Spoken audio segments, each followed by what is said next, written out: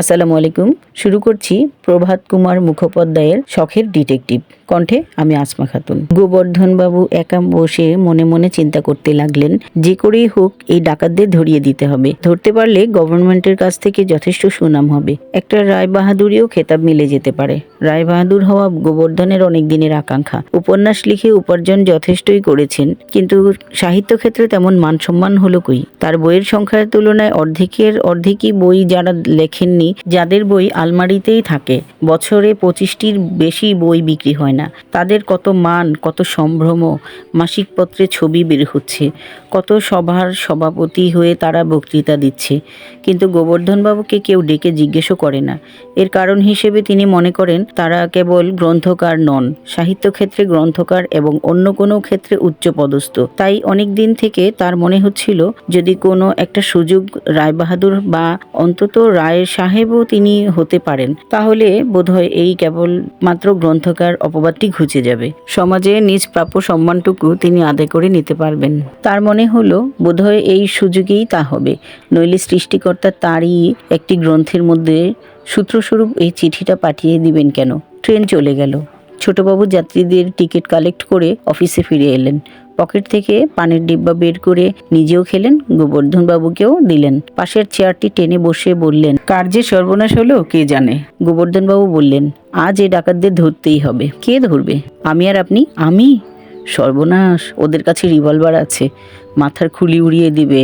গোবর্ধনবাবু হেসে বললেন, না, এখন আর তাদের কাছে রিভলভার নেই, সেসব তারা কোথাও লুকিয়ে রেখে আসবে। তবু ওদের কি ধরার সোজা কথা? ওরা 19-20 জন, জাপটে ধরতে গেলে কি হবে? ধরতে হবে কৌশলে। তারপর পুলিশ ডেকে হ্যান্ড ওভার করে দেওয়া। তারপর সবার শ্রীঘর। তারপর আবার কি? ওদের দলেও অন্য যারা আছে, তারা যে আপনাকে কুকুর মারা করে মারবে। গোবর্ধন বাবু একটু ঘাবড়ে গেলেন, কয়েক মুহূর্ত চিন্তায় ডুব দিলেন, কিন্তু রায় বাহাদুরির প্রলোভনই অবশেষে জিতে গেল।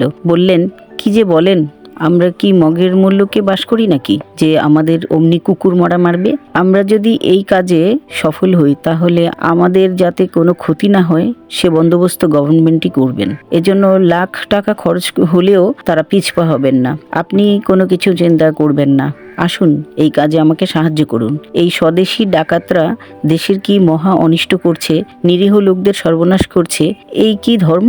এই কি দেশপ্রেম? প্রত্যেক রাজভক্ত প্রজারই কর্তব্য তাদের কাজে বাধা দেওয়া, তাই উচিত প্রতিফল দেওয়া। ছোটবাবু গালে হাত দিয়ে বসে রইলেন, কোনো উত্তরই দিলেন না। কিছুক্ষণ অপেক্ষা করে গোবর্ধনবাবু বললেন, কি বলেন, আমাকে সাহায্য করবেন?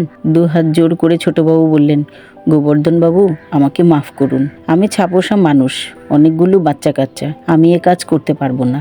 আমাকে বাঁচান। আমি বাঁচবো কি? আপনি সাহায্য না করলে আমি নিজেই যথাসাধ্য চেষ্টা করে দেখব, কিন্তু এই জায়গাটা আমার অপরিচিত। আমি একা কি করতে পারবো? আমাকে সাহায্য না করলেই কি আপনি বেঁচে যাবেন? গভর্নমেন্ট যখন শুনবে আপনি আমাকে সাহায্য করতে অস্বীকার করেছেন বলে ডাকাতগুলো ধরা পড়ল না, তখন গভর্নমেন্ট কি ভাববে বলুন তো? ভাববে আপনিও ষড়যন্ত্রকারীদের দলের লোক, তাই সাহায্য করেননি। উল্টো বোধহয় আপনারই জেল হয়ে যাবে। বলেই গোবর্ধনবাবু মনোযোগ দিয়ে ছোটবাবুর মুখের দিকে তাকিয়ে তার মনোভাব বোঝার চেষ্টা করলেন। হঠাৎ গোবর্ধনবাবুর পা জড়িয়ে ধরলেন ছোটবাবু। বললেন, আপনি বড়লোক, মহাত্মা, নভেলিস্ট, এই গরিবকে দয়া করুন, আমাকে এর মধ্যে জড়াবেন না, দোহাই আপনার। যদি আপনার কোনো সাহায্য লাগে তাহলে বরং বলুন, যা পারি গোপনে তা করতে রাজি আছি, প্রকাশ্যে কিছুই করব না। উঠুন বলে গোবর্ধনবাবু হাত ধরে ছোটবাবুকে উঠালেন।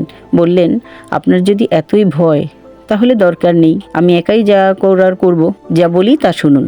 গোবর্ধনবাবু ভাবলেন, এ যদি সাহায্য করে তবে কাজটা সফল হলে গৌরবের ভাগটাই নিল। বললেন, কাছাকাছি এমন কারোর বাড়ি আছে যেখানে এদের আটকে রাখতে পারি? আছে, খুব ভালো জায়গায় আছে।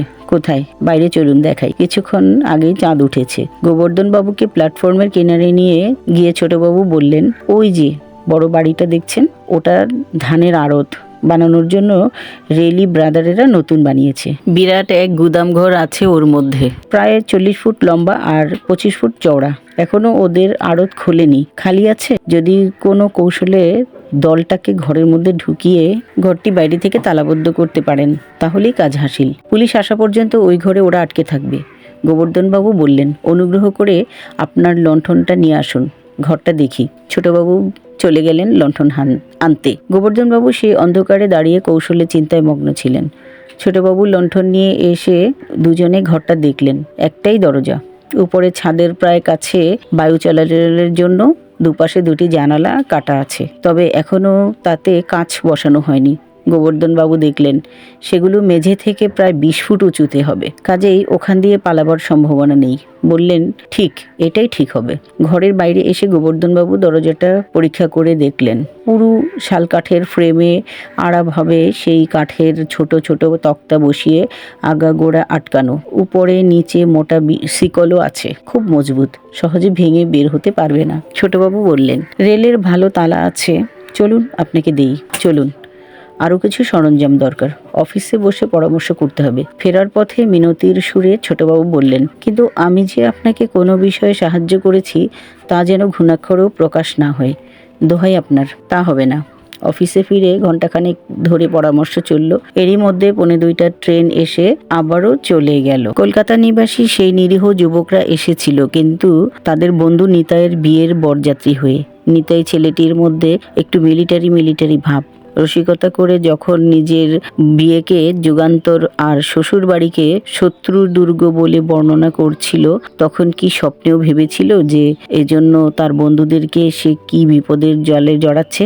যে গ্রামে বিয়ে হয়েছিল তা স্টেশন থেকে প্রায় 2 ক্রোশ দূরে।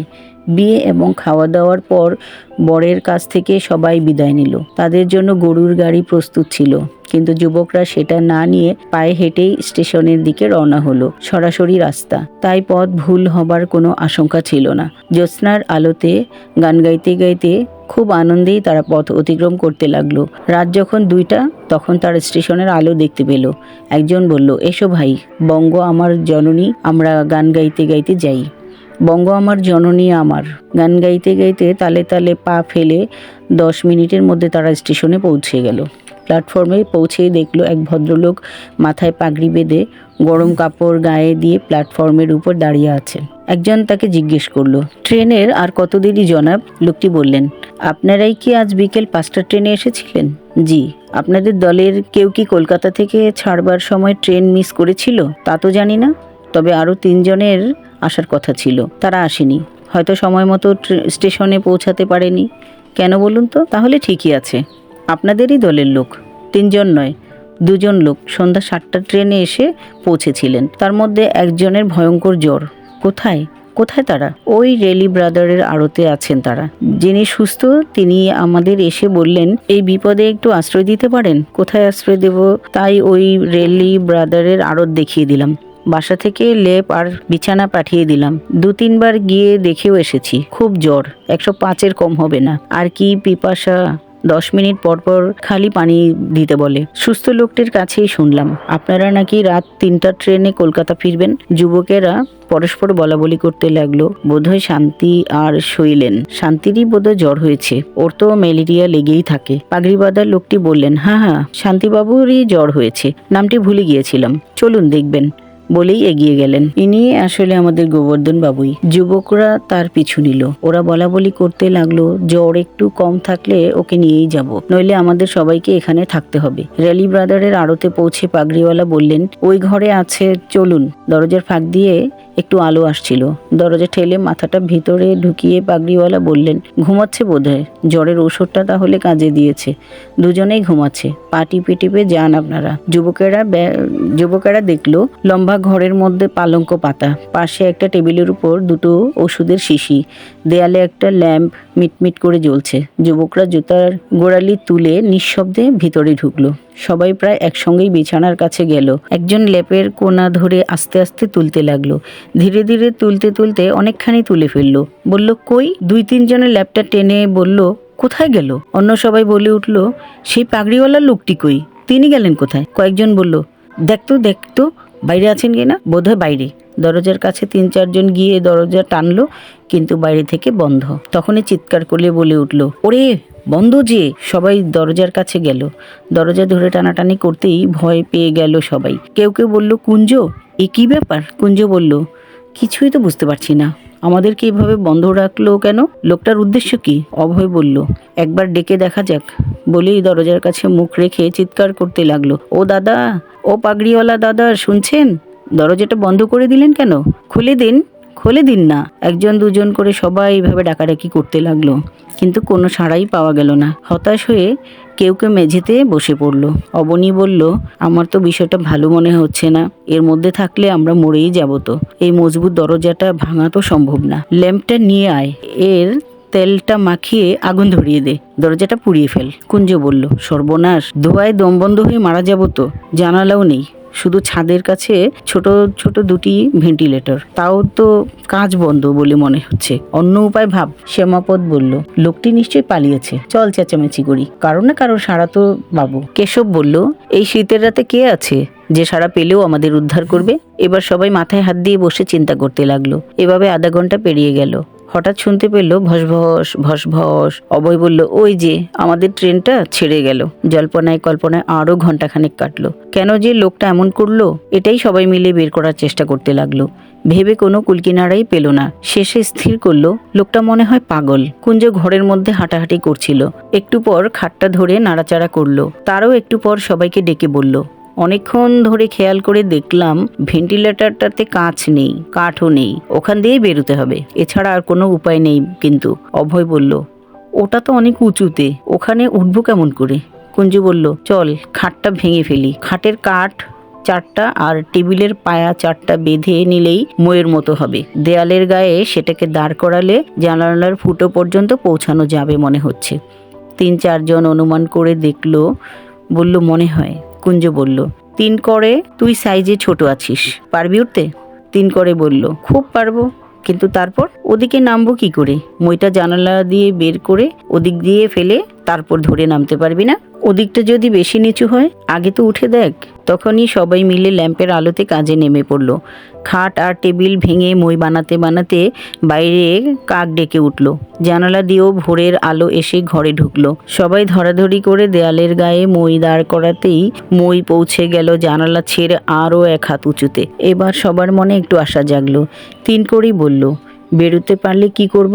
স্টেশনে যাব? কুঞ্জ বলল, না না, স্টেশনে গিয়ে কি হবে? ওরাই তো আমাদের শত্রু। প্রথম দরজার কাছে যাবি, যদি দেখিস শুধু শিকল খুলে দিবি, আর তালাবদ্ধ থাকলে থানায় গিয়ে দারোগা বাবুকে বলবি। কাছে কোথাও নিশ্চয় থানা আছে, দারোগা এসে আমাদের উদ্ধার করবে। সবাই মিলে মই ধরে রাখলো। 3 করি অনেক কষ্টে মই বিয়ে জানালার কাছে গেল।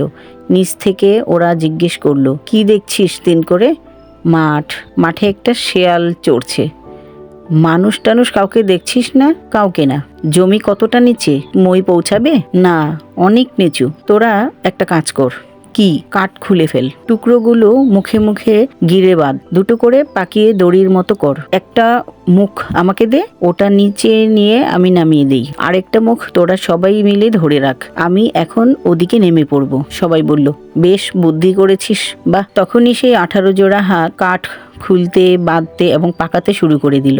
মিনিট 20 মধ্যে সব তৈরি হয়ে গেল। নিচ থেকে সবাই বলল, শিকল থাকলে তা আগে খুলে দিবি, আর তালাবদ্ধ থাকলে আমাদের বলবি। যত তাড়াতাড়ি পারিস থানায় যাবি, সব কথা দারোগাবাবুকে বলবি, আর এখানে নিয়ে আসবি। আচ্ছা, আমি নামলাম, বলেই দড়ি ধরে 3 করে নিজেকে জানালা দিয়ে বের করে দিল। আপনাদের যদি গল্পটি ভালো লাগে তাহলে চ্যানেলটি সাবস্ক্রাইব করে পাশে থাকুন।